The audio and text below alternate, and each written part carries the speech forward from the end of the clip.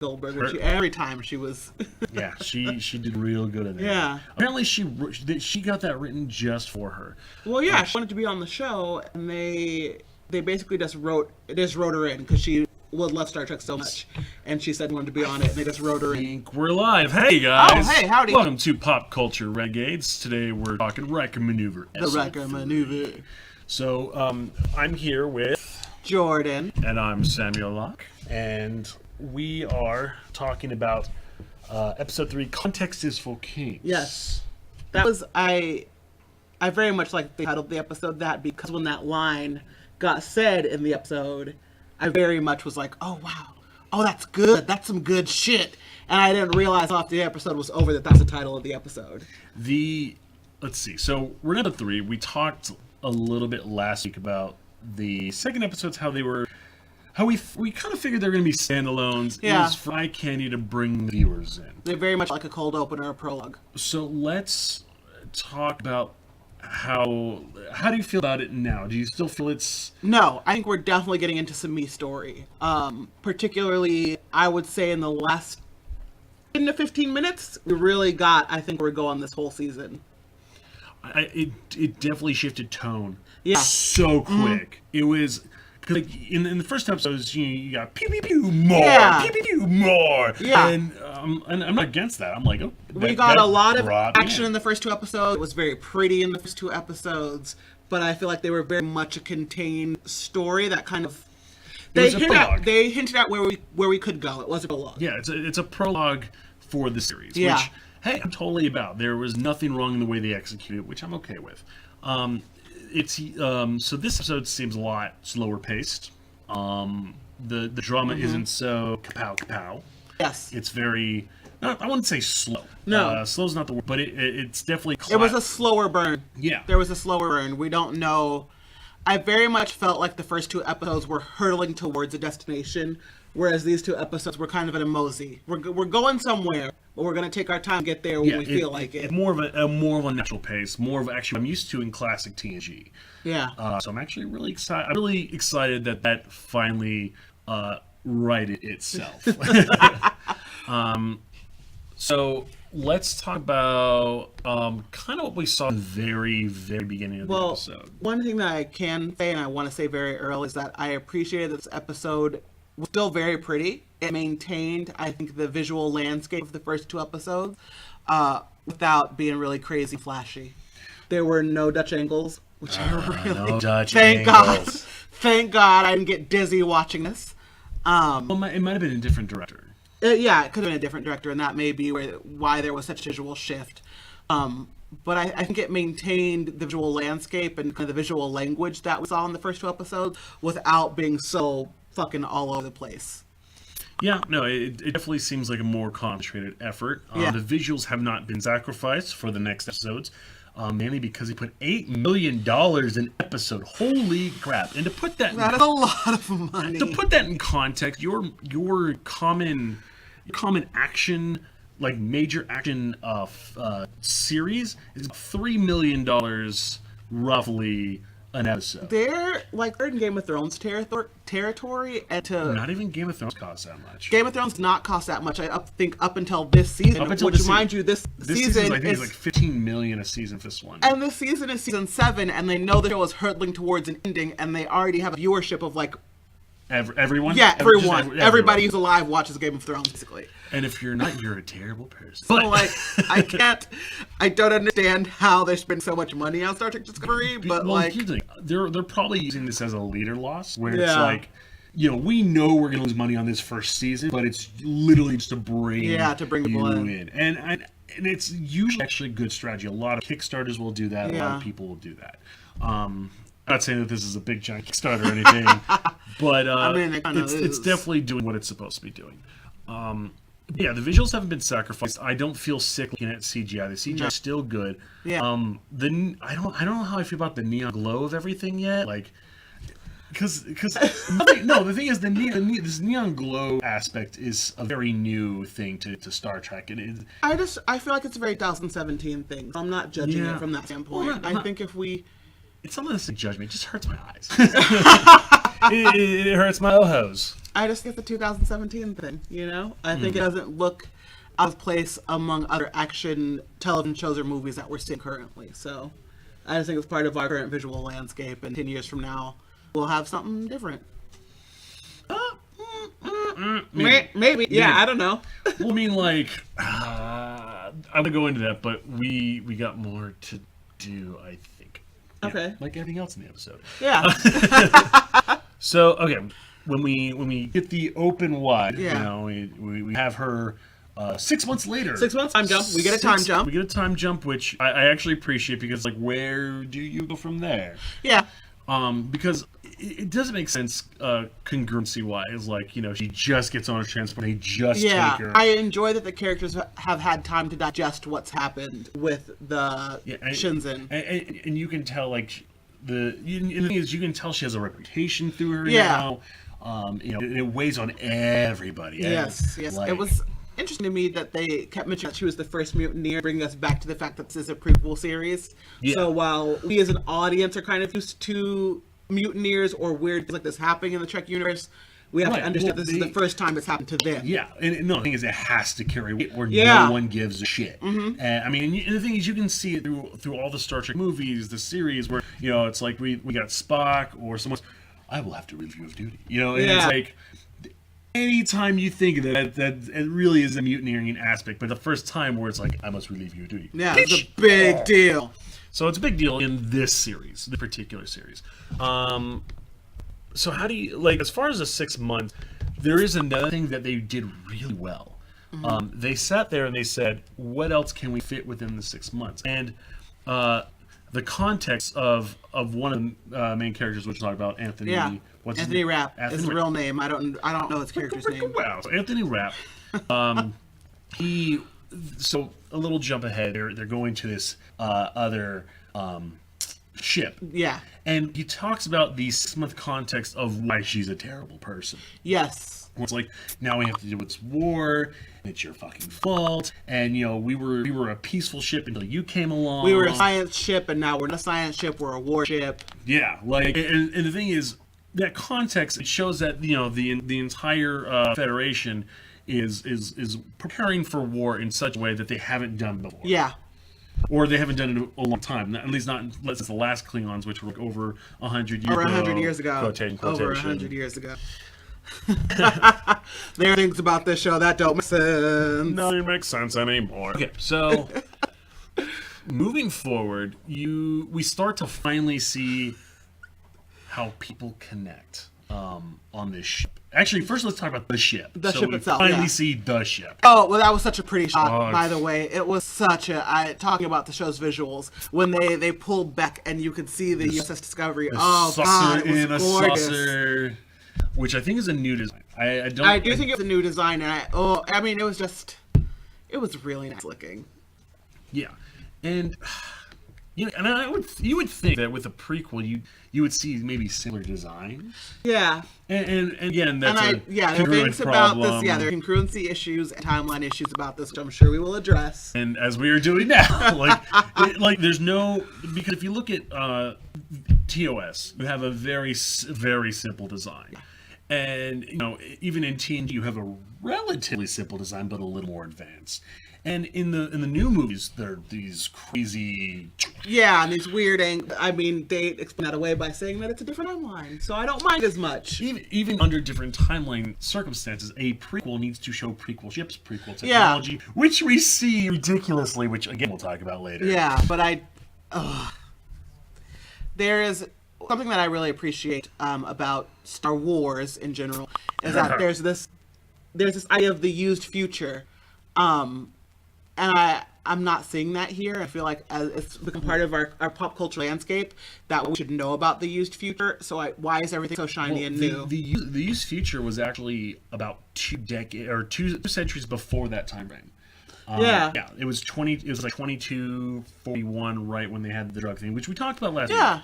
I would actually love to see that future where we actually see the Federation being together and doing that. We both agreed about this. That would be a hell of a prequel. That would be a great prequel that I would love to see. But beyond that, it's just too pretty. It's too shiny, and It's too shiny and new to be a prequel. yes, it's too shiny and new to be a prequel, and there's technology that they have in the prequel that does not fucking make sense if you look at other things that happen subsequently. Well, if I remember right, they had the start of the holodeck in Deep Space Nine. Luckily, we haven't really seen the holodeck yet. But they mentioned it, though. They mentioned it. So why do we have it? Someone doesn't know their lore. Isn't there a guy, like, should there be a guy who's paid to do this? I'm not saying a screenwriter. Gene Roddenberry, and he's dead. No, I'm saying there should be an intern who goes through the scripts and he reads the scripts and he's like, hey guys, you mentioned a holodeck, but like we don't have that yet. Like there should be a guy if there's not a guy, you guys can pay me. Yeah, a technical advisor is what that's called, and a technical advisor, you think they'd right? Yeah, come on, there's a guy. Okay, so let's talk a little bit about these character relations. Okay. I want to start with the cafeteria scene because that's when you kind of see the main. Yeah, and I would have liked the scene to go maybe a minute longer, maybe like just a little bit more. Yeah, that scene does feel a little rushed. But yes. That scene was only there to showcase everyone's relationship. Yeah, everyone knows that Michael Burnham is a fuckface, basically. Yeah. Like she just to show she's that much of a controversial lightning rod figure in the Federation. And yes, there should be definitely more. Even the prisoners. The prisoners didn't like her either. And I felt like maybe there should have been more of that when they were just on the prisoner shuttle because they were dealing with imminent death though. Okay. Little. Okay. I'll take it. My question: where the fuck did that pilot go? Right? Just the pilot was there, and then he never see her again, and that was that was cool. Yeah. Again, another plot hole that we're never going to dig ourselves out. No. That's irrelevant at this point. Completely. We don't care anymore. Irrelevant. The prisoners are fine. But in talking about the relationships to these characters, okay. One of the big questions I have tonight: why is everyone such a dick?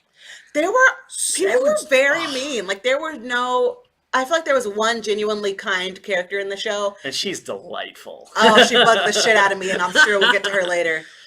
But there's a problem in this Trek that I do find, and this is a J.J. Abrams universe problem where everyone is so fucking ready to go. You know, it's like everyone's such a dick, and I'm like, I mean, there is a if you look at TNG, actually from TNG to Enterprise, even there's a certain level of professionalism, quality where even if you're mad at that person, there was a warmth, I think, in interactions that is just missing from this show. Yeah, there's definitely a cold feeling to this show, which is I feel like more reminiscent of Deep Space Nine, almost like a tiny bit. I can see that. Yeah, like the tiniest. I can see that.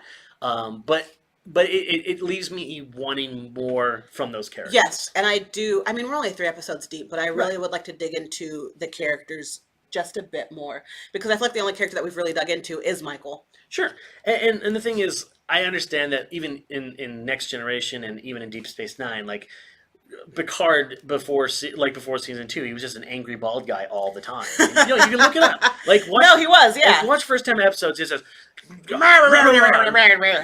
on screen. You know, it's just. Yeah. I'm glad he finally sunk in the role. I feel like as people sink into these roles, and I think as they sink into the roles, we're definitely going to get more warmth. But I feel like now it's just a dialogue issue. Like they're just not. There's not a lot of camaraderie. I feel like the only camaraderie we got was in that throwaway scene in episode 1 with the very beginning. The very, very beginning with Burnham and the captain, and that scene was so shitty that was really such a bad scene. And I'll give him credit for trying to capture that classic Star Trek that Star Trek, the mentor-mentee relationship kind of deal, but like that scene didn't matter at all. Yeah. So I want to talk a little bit about now the supporting characters, like them in specific. Let's start with the redhead. So, which redhead are we talking about? The one from last week or the new redhead? Let's start with the old one, then let's start with the new one. So the new redhead, I still don't know her name, the old redhead. Totally. No, the old redhead. The old redhead, right. We still don't know her name, but she did, my question was, did she survive from last week? She did. And she's got this cool buzz. Yeah, she's now on Discovery. She looks real hot with this side shave, metal thing on the head. And there's so much shade. So much shade. Yeah. He was like, She was really hot. She was not happy with Burnham at all. She gave such a side. She had to turn and then give the side eye. Yeah, but wow. Please bring her back. Yeah, well, we'll probably see her a little more in the future. Just I'm sure. Well, just because she's part of the crew. So she's part of the crew, and I definitely think that her and Burnham have some unresolved angst because of what happened with Shinzu. As far as old crew, Doug Jones. Doug Jones is back in the saddle as first. Yes. And he doesn't suck as much as he did in the first two episodes. He's now the first officer. I got that note out of the way. I really enjoyed the scene between him and Burnham. I really enjoyed that. The moment with the blueberries, he says, oh yeah, with the blueberries. And like, I mean, the nod to the food synthesizer was very cute.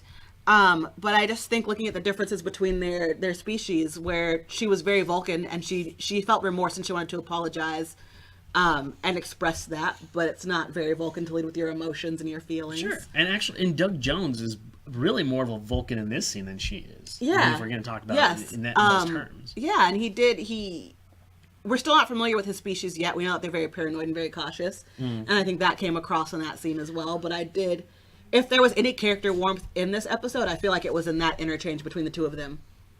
Yeah. And the thing is, working with Doug Jones, he's such a pragmatic character. Like the cautionism is more of a pragmatic effect. And and he lays it out like, you objectively are the most competent, most amazing Starfleet officer I've worked with.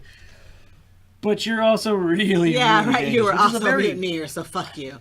And the thing is, it's not so much to be mean or cruel. It's just a matter of fact. And the thing is, when I first saw him, he was the little bitch character, and now I kind of look at him more of a centrist. There's an audio issue apparently. Sorry, I should have addressed this about 7 minutes ago. There's an audio issue, and we are working on it. We're sorry. Whoops. Cool beans. I don't know how many people have heard this. I don't is it wonky or I don't know. I just got that note right now. It's sent about 7 minutes ago. Apparently our pitch is lower. Okay. So we sound like James Earl Jones? How about it? I got my deep sexy voice right now, like Phoebe when she got sick on Friends. So yes. Moving on. So okay. So Doug Jones in the next episodes, what do you want to see out of him? What do I want to see out of Doug Jones's character? I am interested to see how long they hold Burnham's history against her. In both ways, because she is definitely a mutineer and she was definitely court-martialed. And she holds the guilt and the remorse that they said about, 8,000 people? 8,761. Yeah, 8,186. I did write it down. So she is... So there's another congruent error. Okay. The original Interpol's 1,500 people. Like, in the next generation, it's only 1,500 crew. Where the hell did they get 8,761 people? Because maybe in the future they learned their lesson. Maybe they learned their lessons and they said we should not put so many people sense. Holy crap! Because where did that look? And it's a bigger ship. It's a Galaxy class ship. This is not this is a science vessel. It makes no sense. It's because they learned their lesson. Look, as a human being, if I'm carrying around $100 in cash and I get mugged and I lose $100, next time I'm only going to carry $40 in cash. They had 8,000 people on the ship. 8,000 people died. They learned their lesson. The only way this would make sense is if it was a more efficient ship to the point where it was obsolete to have that many people. I'm willing to excuse that. I'm willing to excuse it. They learned their lesson. Oh no, I can't let that one go. No. Anyway. All right, I'm gonna move on from that. It's very clear that I think that Burnham is going to carry the weight of those 8,000 people throughout this season and series, as we can see. I am interested to see how that plays out in her relationships with other people, particularly Doug Jones's character, because he even in this episode he was very clear that she was a dangerous person and she was responsible for the deaths of 8,000 people, but also she's the smartest officer he's ever met. So how is this going to play out in his mind and his relationship with her? It would be, it'll be really interesting. I hope I see this eventually, where we're going to come back to the Klingons, obviously. Yes. Like, her reputation is going to go far and wide. Like, I want to know what the Klingons are going to think of her. Like, eventually. Yeah. Like, because, you don't just take out a shit ton of Klingon warships and jump on a bridge and kill their main dude and not have a name for yourself in the Klingon Empire. So something interesting that I was talking to a friend about this show, like on Monday or Tuesday, and something that we glossed over, but I kind of missed, was that they were saying that the Klingons have always been allegorical, and they've always kind of been like whoever America is fighting at the time period. So Russians and then et cetera, et cetera. They said that viewing the last 2 episodes through the lens of 2017 and looking at the Klingons as allegorical to Islamic religion, it was very interesting. And I kind of, it's touchy, and I don't really want to go there right now. I don't mind. No, you know me. I don't mind going there. But I will say, looking at it through that lens, when they were saying, we come in peace, they were basically viewing it as imperialism. And I just thought that was a very, very interesting way to look at it. Well, because it really you could see it as an imperialist thing. Well, the Federation is imperialist. Yeah, yeah. Like in such a way that they're imperialist through cooperationism. Yes. And I feel like it's very much America, where it's like, we just want to help them and do the right thing. We're like, fuck yeah, that's not their culture. Well, yeah, that's not their thing. And you can match, the different types of cultures up with the Ferengi. They're what's the word? Ryan Super04 Still Speed Thomas wants to know how our day and night is going. He also retracted his message, which I happened to read beforehand. I read it too. I'm just wasn't gonna say nothing. But the Ferengi, they're industrious and they're economic. They don't like to necessarily grow in size, but their wealth makes them a powerful force in the galaxy. For example, the Cardassians, they're Courtney and Scott. I'm kidding. I'm kidding. Every time. They're more espionagic, sliding under the radar, sleight of hand. Klingons are brute force imperialists, and then you have Vulcans, which are scientific logic. Like each one of these groups have a type of thing that clashes with everybody else, which is why these are so perfect in terms of why we're engaged in constant conflict with these people, and that's why I love the Trek universe, because they do it so well. Yeah. My day was great. I went to brunch, and now I'm talking about Star Trek, so I'm very happy. The Bahana says they're trying to make Klingons like Game of Thrones. Not yet. I can see it going that way. I would say yes and no about this, just because I feel like Game of Thrones is it's a classic war story. At the end of the day, it's a very classic war story, so you can apply that to anything. Well, and the thing is, you can apply that here, and I do think that maybe a season or two in, we might get there. I mean, just too early to tell, but I could see your perspective. Yeah, I can see it. I don't. Yeah. Okay, so I'm trying to move us forward. Sorry. That was very William Shatner. Trying to move us forward. Trying to move us forward. The new ginger lady. The new ginger girl. Yes. Someone agreed with me that the old ginger girl was hot. Anyway, Tilly. I think she's delightful. Oh God, she got on my nerves. The thing is, she's so, and it might be a pander to the new generation, the new millennials. Yeah. But I mean, she's so. Even if she is a little annoying, I find her lovably awkward. It's just my own personal thing. I really don't like when you can tell that someone is trying to make something relatable and or likable. So like that, the best comparison I can think of is that Justin Timberlake song from Trolls, Can't Stop the Feeling. You can totally tell that song was written in a way that like everyone's gonna love this and they're gonna want to dance. And I fucking hated that song for that reason, because stop trying to manipulate my emotions. Well, I mean, on the first, and that's how I feel about Tilly. She just stopped trying to. No, she's awkward, and you want me to like her because everyone is awkward and they hate meeting new people. Wah. Well, here's the thing: like Star Trek has always, as we've talked about, deal with they bring in underrepresented people. Yes. And I think this is actually probably the first Star Trek individual that we have this type of personality. Like everyone's so competent and capable, and then all of a sudden we have her. Yeah, and it's just like is shy and awkward and has no problem expressing that. Yeah, shy, awkward, no filter. Yeah, like I can actually probably compare her most to Data, if anyone else. She is Data with emotion. Okay. Yeah, like I prefer Data. But I know, I'll take it. I love Data. Data is one of my favorites. The thing is, she does have a comedic relief. Yeah. She's relatable, and and you still need that in any Trek, and you always had that with Trek, whether it was the entire first series ...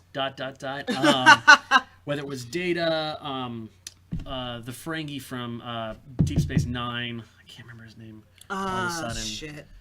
That's gonna bug me because he's in like every episode ever. But yeah, How do you spell that? Ferengi. Yeah. Ferengi. But yeah, no, it's gonna bug me. Needless to say, Quark. Thank you. You're Thank welcome. God, it's Quark. Yeah. So, you need a Quark in this series, and she's quirky. Oh, God, I hate you so much right now. She's quirky. I hate you so hashtag much. quirky. She's quirky. Stop as hell. it, dad jokes. Get I the will fuck do no out. such thing. Get the fuck out. And I look forward to seeing more of her awkward moments, especially if she finds herself in different situations where she's forced to lead, or she's she finds herself in more awkward positions. I want it. Oh, and let's talk. And before we again move on, Yeah. I want to talk about her relationship to Michael. I think their dynamic is going to be interesting. As much as I did not really enjoy her character, I do think their dynamic is going to be very interesting, considering that Michael is a human raised on Vulcan, and here we got just word vomit girl. Yeah, you have no emotion versus all emotion. Yes. And I think, and then that I do think they did on purpose. Oh, definitely. And the thing is, I think Tully is going to look at her as a hero mentor eventually. Yes, because she did. She even blatantly said this episode she wants to learn from her. Yeah, and I think that eventually, Michael's going to grow to at least not necessarily Michael like has, her, but tolerate her. Yes, Michael has shown varying degrees of humanity. That still hasn't really come across yet. I think that her relationship with Tilly will bring out much more. Yeah, and I actually look forward to seeing how their dynamics end up playing out. Oh God, if Tilly makes dad jokes and no, get out. No, you know what I think might happen farther along. What if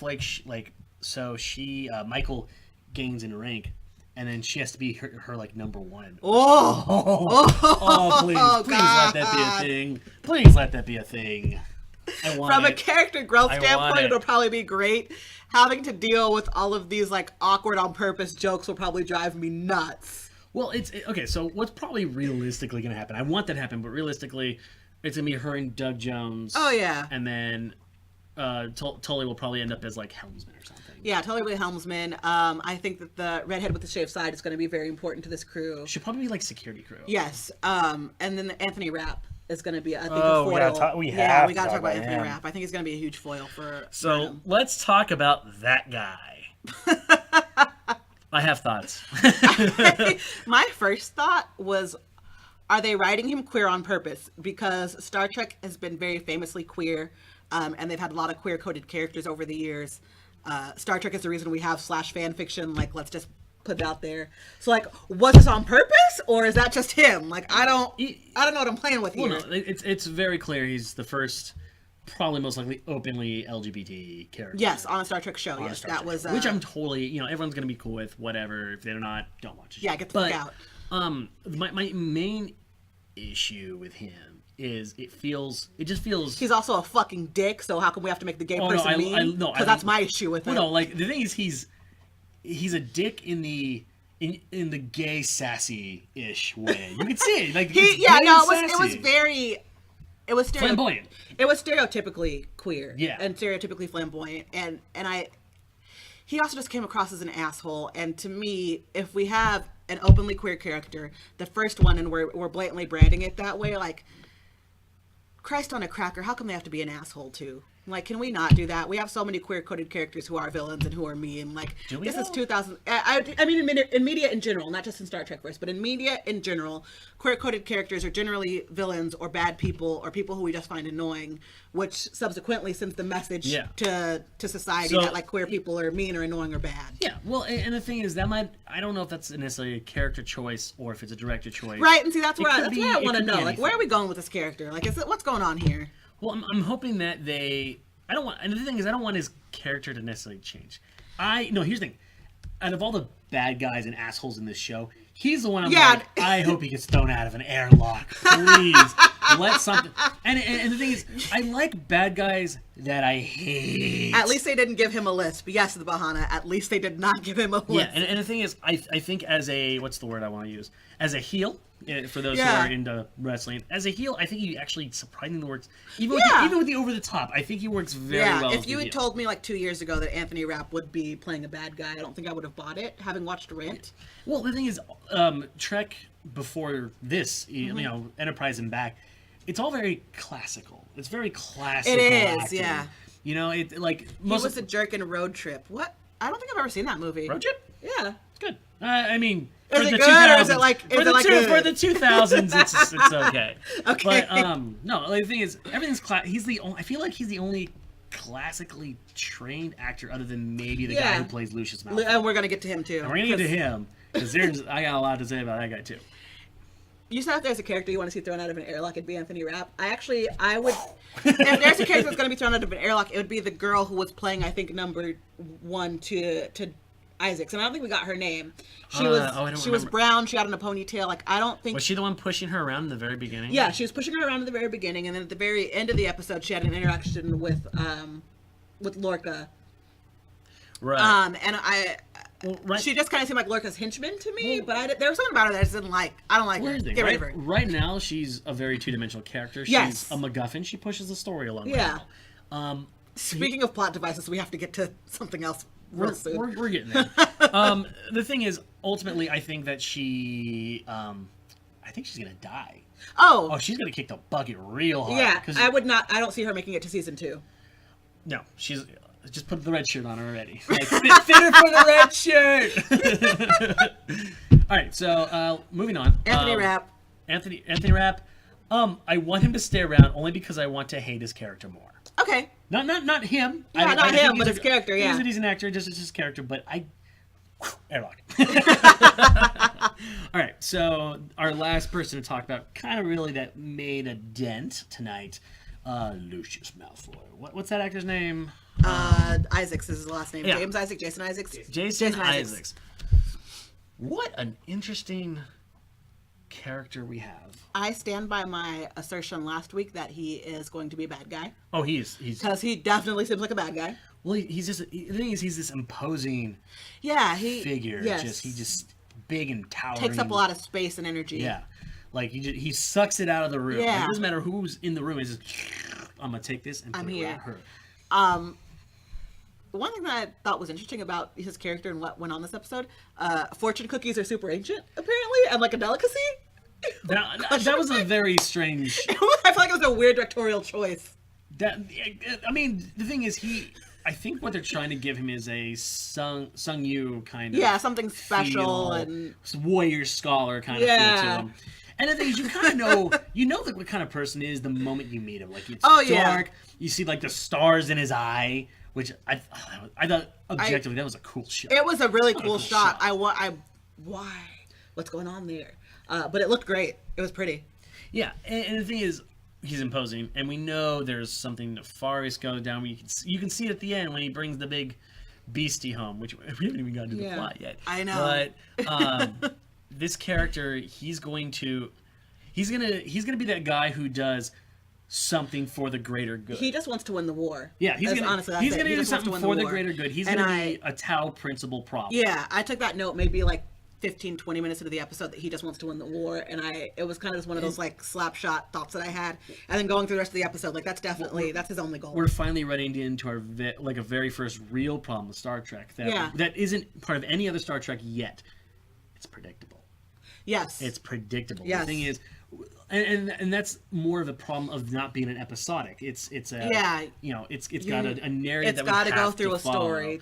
Through all how many episodes do we get? 15? Right now, I think it's 14. So 15 episodes. So we know that it's got to. Yeah, and that's just. It's going to be a problem because we already know he's going to be a bad guy. We know that there's we know either Doug Jones or Michael is going to end up taking over command. We know this is going to happen in the back of our brains, and that's an issue with the way that TV is written now. and I think it feels really bad because we've never run into a Star Trek like this. Well, because the thing is, and you can argue this in media everywhere, episodic doesn't sell like it used to. Like in the 90s, it was big, it was gigantic. I mean, you could look at Friends, Deep Space Nine, even Star Trek Next Generation. Nothing carries for longer than 2 episodes. Is it predictable in a way where it's not supposed to be, or are you supposed to figure it out immediately that he's up to something? Well, and I hope they surprise us. I hope that they, and I think Buffy did this a lot as a show, where it was predictable in a way where they wanted you to think X, Y, and Z was going to happen, just at the last minute to pull the rug out under you and say, fuck you, X, Y, and Z did not happen. Sure. We wanted you to think that. No, and the thing is, what's it called? Walking Dead kind of did that too. Yeah. Like, I think it was the end of season 1 or 2 where they're like, that was kind of where I stopped watching. We're all infected. You know, it's like, oh, okay. There are certain shows that have played that changes the game, and I want game-changing stuff like that. It's going to be kind of a dumb comparison. Did you watch The Good Place at all? The what? The Good Place. It's a comedy on. It's so good, but The Good Place definitely led you down a certain path in season 1, where you thought, oh, this is for sure how this show was going, and then in the last episode, they basically said, fuck you, we did this to you on purpose, you're wrong. So Lost ending season? Oh. No. The Good Place is actually really sad. The Good Place is very satisfying in what they did. Okay. So, let's see. So where do you think he's gonna go character-wise? Not plot-wise, but character-wise. What do you see? Character-wise, I think he is certainly going to end up being a quote-unquote bad guy. I think he's going to be our bad guy. I mean, aside from the Klingons. And I think it's just going to come down to a way in, do you do the right thing basically in the wrong situation? You know, do you do something that is objectively to you the right thing where everybody else is going to feel it's wrong? You know what I'm saying by that? Am I explaining this correctly? No, you are. Okay. Here's the thing. I don't think he's going to be the bad guy. You don't? Unpopular opinion kind of. Okay. Here's the thing. I think that he has a perspective where he's going to push his crew. He's going to push everything to win this war. The thing is, I think his perspective isn't going to be necessarily the wrong perspective. I think that whatever his perspective is going to be is not going to win out against another one. I think that they're going to set it up to where there's no right answer on how to deal with things. And you could see that in the first episode where do we touch this thing? Do we not touch this thing? Do we not touch this thing? Do we go? Do we go to war? Do we not go to war? There's no wrong answers to these things. They're very ambiguous answers. And I think at some point in time, you're going to get multiple voices. You're going to get the pragmatic. And that's what I'm thinking. Yeah, we're going to get pragmatic alien versus your war end this now commander versus Michael, who's going to have the logical, not necessarily logical, but the compromisable. Yeah. I don't know if that's a word it is now. The compromisable answer to where people go, okay, that's a leader answer. Like the thing is, you have these extremes. You have extreme pragmatism, extreme warism, and then your and right answer. Someone who was it? There's a character who called Lorca a warmonger in this episode. So I feel like they want to push you down that road where he is. Well, I'm worried that they're going to hand fist this whole thing because they want to set him up. Whenever somebody says that, I always giggle in my head because I just imagine a person who literally has hams for fists. We were watching Inhumans the other day, and they. So bad. Sorry. So bad. Okay. Yeah, no, Inhumans was bad. Anyway. But yeah, I just want a good. I want something that I don't want to expect what's coming. Like, I want to be punched in the face. I want to be surprised. I think that Star Trek is really good at surprising you. And that's why I think so many people universally hated the second J.J. Abrams movie because it was not a surprise at all. The last episode of TNG is probably my favorite ending. We talked about this last week. Because it's really, the time fuck. It was so good. So I want to finally get to our plot points here. They actually did kind of surprise me. It's not a weapon. It's not a weapon that they're developing. No. As far as we know. As far as we know, it's not a weapon. Although there are underlying subtext that it could be used as a weapon. It was almost missed. If you look when they went on this monster ship where everyone died, you see these twisted, contorted, weird bodies, like feet coming out of. And I'll give their makeup people or their whoever credit. That was some like Salvador Dali surreal looking stuff. I liked when the door kept closing on the foot, and it had to close in, and you're like, whoa, it's a foot. Okay. Now, if you look at the subtext, his dude's boyfriend was saying, "Hey, we solved the riddle," and he goes, "Oh, we'll go check it out," and then all of a sudden, radio silence, very mysterious. So they go in and they see these mangled, crazy bodies, but they're not eaten. They're not like you see this monster, which preludes to something might have happened with the monster, but it doesn't make any sense. Did you feel that scene was very Alien Predator on purpose, or do you think that we're so jaded by science fiction that we just connected it with Alien Predator because we're jaded? Well, no, like they did that to distract. That whole scene was a sleight of hand. Okay. The thing is, they sat there and they said, "We're gonna put these informations," and they're setting it up. They're setting up where it's like monster, mangled corpses. Your brain, your stupid Neanderthal brain goes, "Oh, that thing did it." Yeah. No, it didn't. That thing would have like bones, things. Yeah, it would have been far more gruesome if that thing had done it. Here's my theory about this. So we have. You're just making up words all over the place tonight. Indeed, I am. So we have this theory. Well, I have this theory anyway, where these spores, which we're not gonna cover just yet, but these spores. Actually, we have to cover the spores first. We have to talk about, there's no way your theory doesn't make sense if we don't talk about it. So let's talk about so that anyway, first. the spores. Okay. So we're going to fast forward ahead. So we find out that it's not a weapon, quotey, bunny ears. Yes. Okay. There's another thing that I want to talk about later, but we'll get there. So the spores are not a weapon. They're not a weapon. They are a 0.0 travel system. They are basically dark energy, is what they're saying. It's dark energy, dark matter that they can travel to. And if anyone remembers the movie Event Horizon, it's kind of the same thing where point A to B is not point A to B, but it's 0 because it folds in on itself. Yeah. These spores are essentially a wormhole based on wherever they're located, which they're located all over the galaxy. At least that's how it was explained. Now I can go back to the theory. The theory is these people figured it out. They tried using it. I did. I really enjoyed that scene though when he was explaining the spores to Burnham, and it was like, you're in the desert, and yeah, and they used that 0.0 system, which is really neat. I thought that was cool. Yeah, but I think it went completely wrong for this group of people. They went somewhere, they picked up this alien along the way, but the alien creature was not the reasoning for their mangled corpses. No, it was the travel between. I think it was the A spores to B or that they did. Whatever. Yeah, I think the movement. And that's where the whole weaponization comes in. Bunny ear. It's not a weapon. And especially when you think about the last 2 episodes when all the Klingon ships warped in super quickly. I feel like they're gonna try and fight because the Klingons they were so shocked in the last episodes that all those ships showed up so quickly and were able to mobilize that fast. I feel like the spores are definitely gonna play into. Were they using the 0.0 technology in the first episodes though? I mean, I don't think we know. I don't think we know how they got there that quickly. Well, they called for backup, and they kind of stalled. Yeah. They stalled for a little bit. Yeah, but there's gonna be some weird shit. Ryan says, "Sam, why are you wearing a white shirt today?" It was clean. Yeah, well, maybe. Tune into something we're gonna show you later. Anyway, oddly enough, the same sort of thing was the cause of conflict in dark matter. Well, here's the thing it's very sciencey science. Well, speaking of science, I want to talk about how completely stupidly inaccurate these spores are, science-wise. All right, go ahead. Let's talk about this whole physics and organic matter coming together on the molecular level.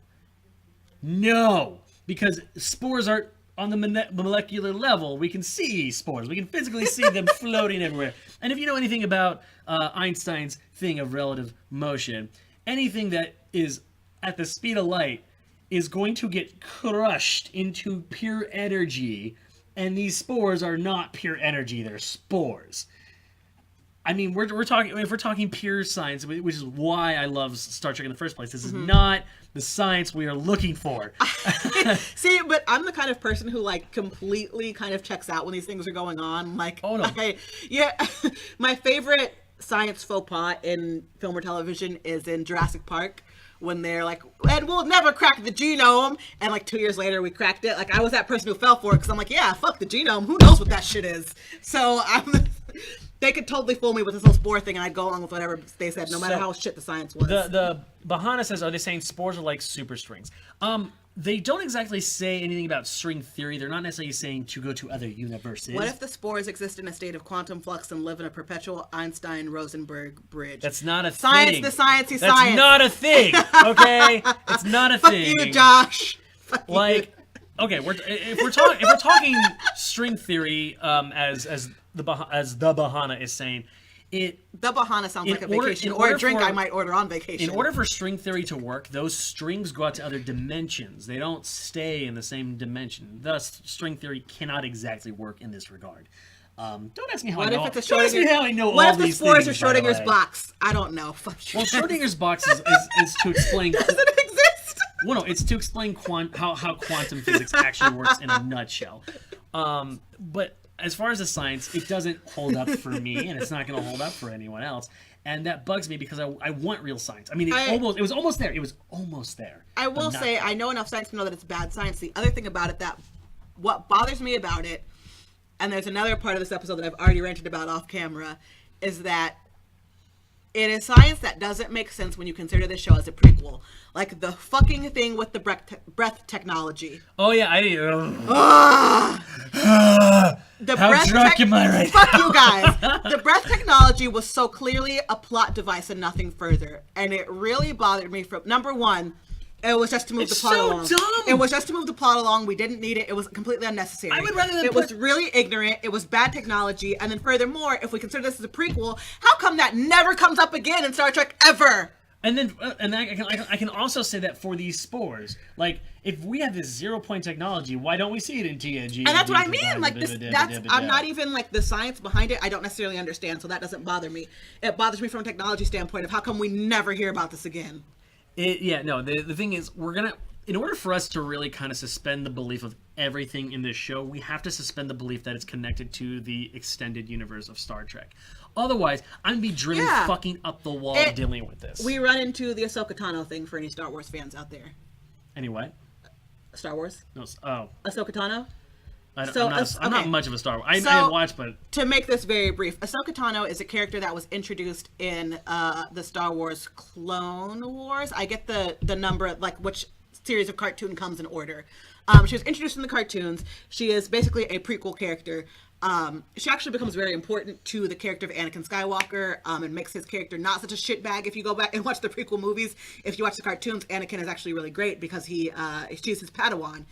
That being said, the writers wrote themselves into a corner because you have this character that the fans absolutely fell in love with, who was amazing and part of Anakin's redemption arc. But you also know that she has to die because what the fuck happens to her? She doesn't exist in the Star Wars universe that we know and love. Right. And so they just wrote themselves into this corner, like, what the fuck are you gonna do with Ahsoka? Everyone loves her, but she's gotta end up dead. There's no way that she can't not be dead, because why is she not in any of the movies afterwards? Right. And that's what I feel like they're doing that's why I'm against this being a prequel, because you eventually gonna write yourself into that corner where you write these cool things that just don't fucking show up later. Right, and you're gonna eventually get hopefully the Dominion War. I don't know, like I'm worried that they're gonna close themselves off to the other races in general. Like we're not gonna see Cardassians, we're not gonna see the Ferengis. spores could be outlaw technology. No Romulans. Yeah, they could do that. They could make it outlaw technology in the future. Well, and if they do, like. They can. I mean, yeah, it's a way to write themselves out of the problem. It's a bitch move. They could, though. And as far as the Bahana says, like dimensional shifting, you can actually see what I meant by string theory. The perfect episode is the ending of TNG when all three enterprises come to converge on one another. That is literally how string theory is supposed to work. You have Picard's past, present, and future all converging into the present, which would align with the string theory theory. And the string theory. The string theory. I would recommend watching it and watch your mind be blown. Okay, so what other notes do I have? We're getting on plot here. What are we talking about? We're still talking plot. We're still talking plot. Okay. Still talk plot. There were some more sound effects from previous episodes. Mm-hmm. I just saw that on my notes right now. Sorry. So here's the thing: we finally got into the mode of the real feeling of what we're going to see, and we know so far that she is going to develop a not weapon propulsion system drive. Bunny. That's a bunny right here. And the question then becomes, So we know plot A, and we know kind of plot B. Which plot A is to make this drive. Well, actually, no. Plot A is to end Klingon problems. In the war. B is to make this drive. So what's the thing is? There's nothing carrying the fourth. What I'm wondering is if they're going to use the C plot to carry B and A, or are they going to use the C plot as the episodic aspects like they did in The Next Generation? I feel like the C plot is going to be a combo of character-driven characterness. That sentence, it was different in my head and it didn't come out the right way. Characterness. The C plot is going to be really character-driven because we have to deal with Michael's redemption. She's got to redeem herself in her own eyes. Well, yeah, no, so that's definitely, there's going to be a lot of character shit happening. Well, the human element's it's gonna weave into it. It's not going to be a major focus of plot point, I don't think. You don't think? I think they laid it on real thick this episode, though. Of course, no. Like, I'm not saying it's the thorough through. It's what weaves it all together. Okay. And the thing is, without the weave, you're not going to have the transitions. The thing is, they need to go to planets. They need to deal with the Prime Directive. Yeah. They need to deal with the what's the word I want to look at? The philosophy of the Federation. Without the philosophy of the Federation, you're not going to have a Star Trek. Every single Star Trek deals with the Prime Directive, dealing with aliens, dealing with new aliens, dealing with conflicts with other aliens that they don't understand. All of these things matter, and if they don't have that, you don't have a Star Trek. True. I just went back to my notes. When they said, "Is he shushing you?" That was a very good moment. That was great. I mean, the thing is, I love that unexpected. Yes. Did they just shush you? Did they shush you? We got a comment from Orion Star. I'm not sure how to pronounce this. That the episode was not on CBS 2 tonight, and that CBS trolled us. No, so they did not troll us. CBS did air the first 2 episodes last week on regular television. And they did make it clear that from this point forward, it was going to be airing on CBS All Access, which is their streaming app network. I don't really know how we want to refer to it. And I generally think this is going to be an issue with the show for viewership. Well, I mean, I think because I think there are so many people, and on our chat last week, there were so many people who were saying that they were not going to continue to watch the show just because it wasn't readily available. Well, the CBS Online is a troll among itself. And here's how I think this is going to end. Mm-hmm. They're going to realize no one wants to buy their crappy system. Yeah. So they're going to they're going to do something really smart. I'm hoping where they leapfrog the series. What they're going to do is they're going to make it exclusive on CBS, and then once the season ends, wait until the off season while they're shooting the next season, bring it down to the cable provider. You should watch it there. So by the time that's what I said last week. I think that it's gonna somehow jump back to regular TV. Well, I'm hoping that leapfrog does exist, and then because what they can do is keep it exclusive. Phase 1, Phase 2, bring it down to the cable provider. Phase 3, stick it on Hulu or Netflix. Yeah, or Netflix. That would be an amazing setup. I mean, God, the amount of money they're spending on this per episode. There is no way that they're going to settle for the lack of viewers that they're going to get through just streaming only. 15. What's 15 times 8? 15, 30, 45, 60. $120 million. Jesus fucking Christ. Season alone.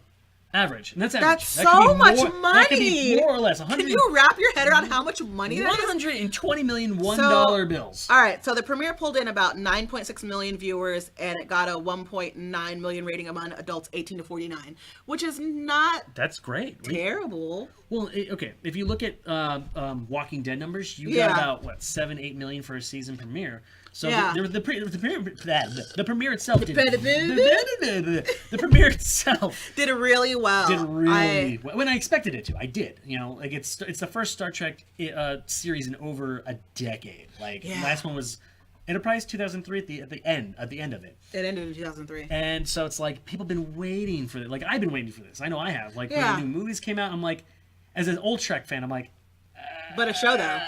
But a show.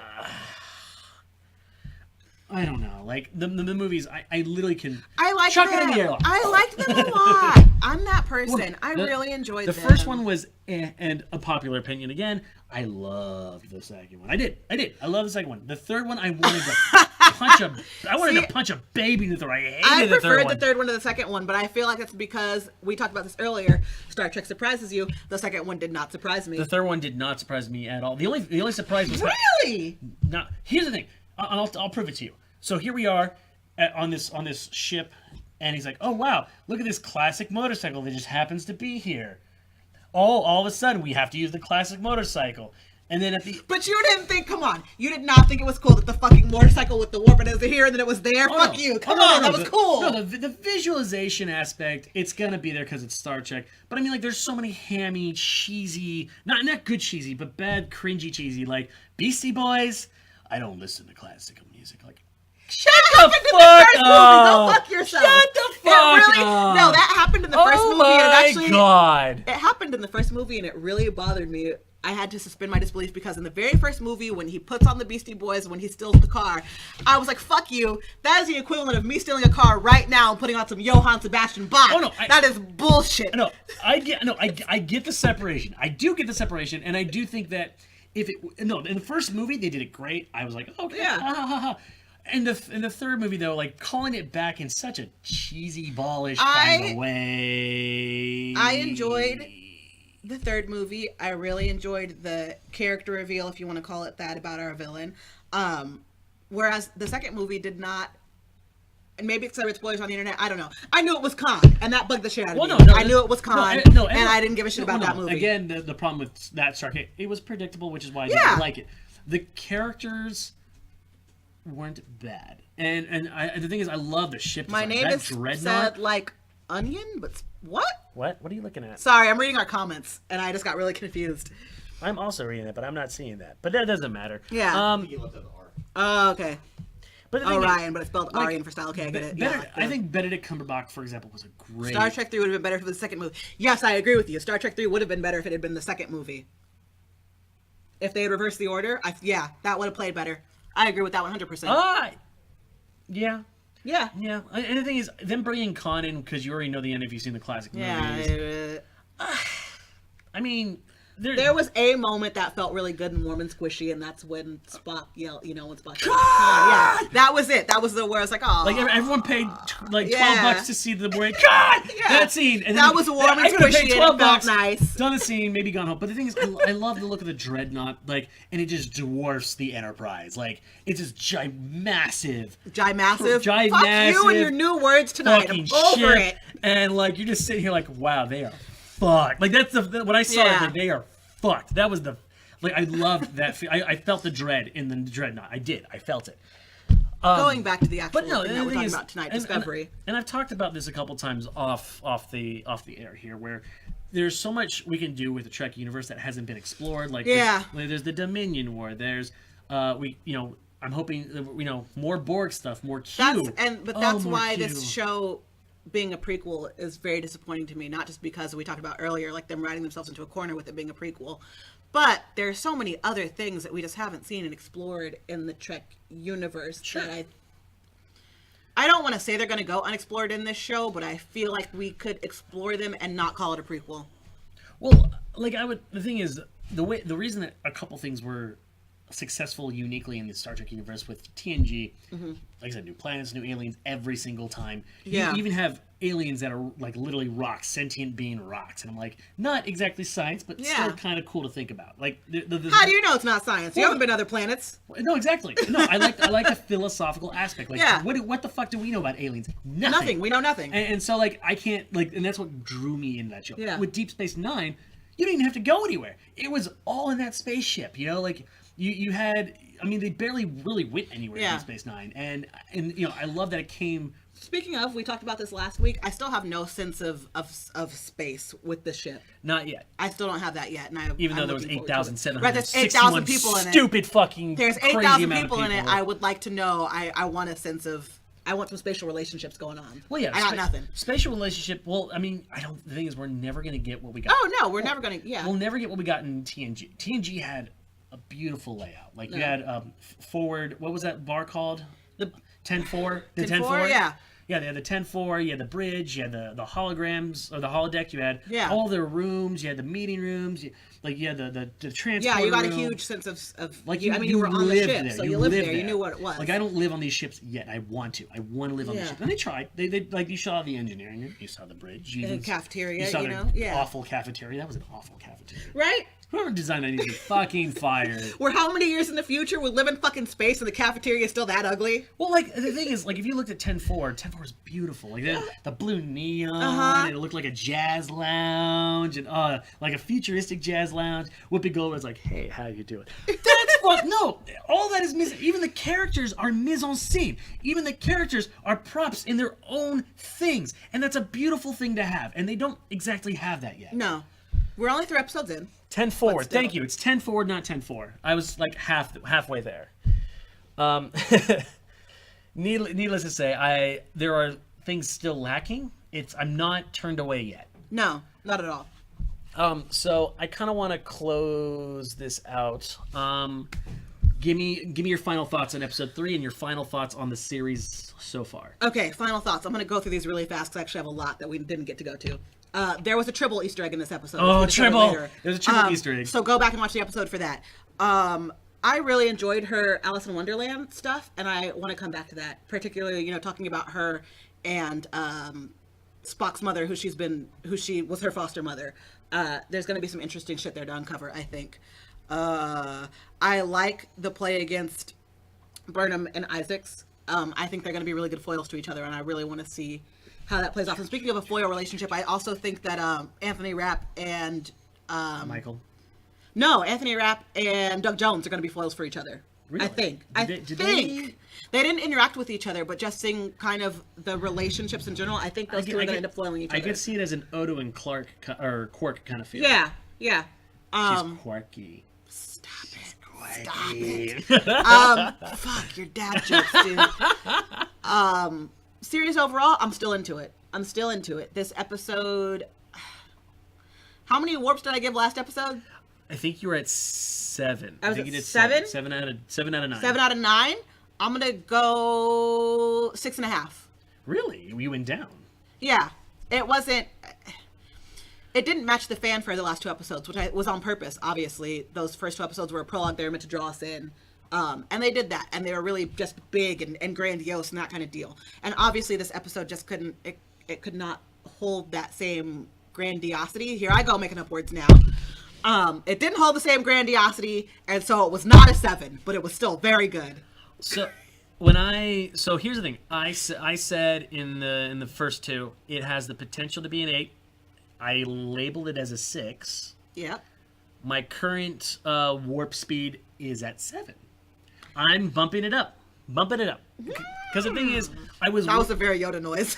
Sorry, guys. Wrong series. I was worried that I was really worried that we wouldn't see the heart of Star Trek, and to a point we've seen a little bit of it. We've seen, we've seen the professionalism of the Star Trek universe. We've seen at least an attempt at science, even if it's bad science.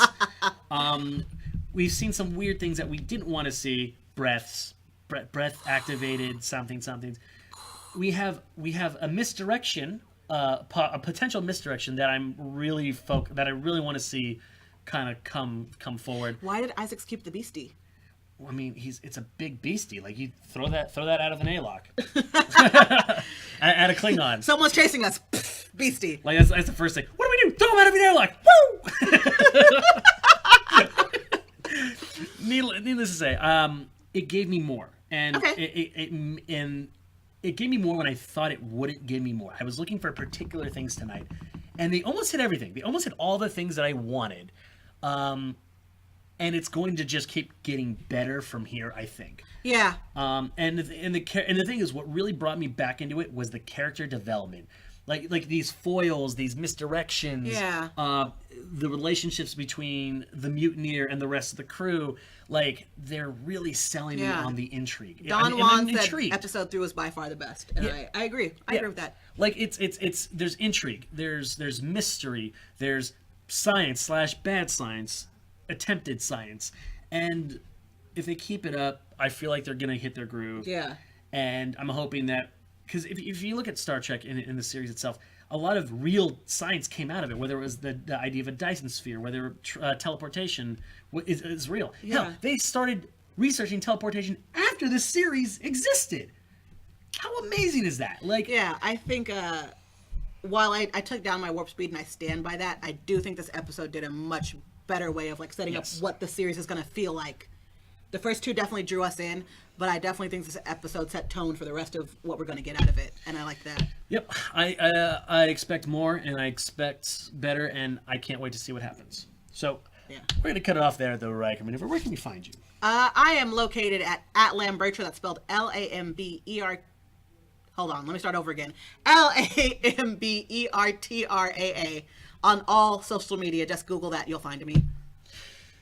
And you can find me at Slamming Samuel Locke at the Instagrams, at the Twitters. You can find me at Steam Bunny Productions on the YouTubies, where I do comedy sometimes. You can find me on the Facebook if you're so inclined. Look me up at Samuel Locke. You can find me here on Achievement, or you can find me here PCR doing this stuff for a little while longer. Maybe we'll see what happens.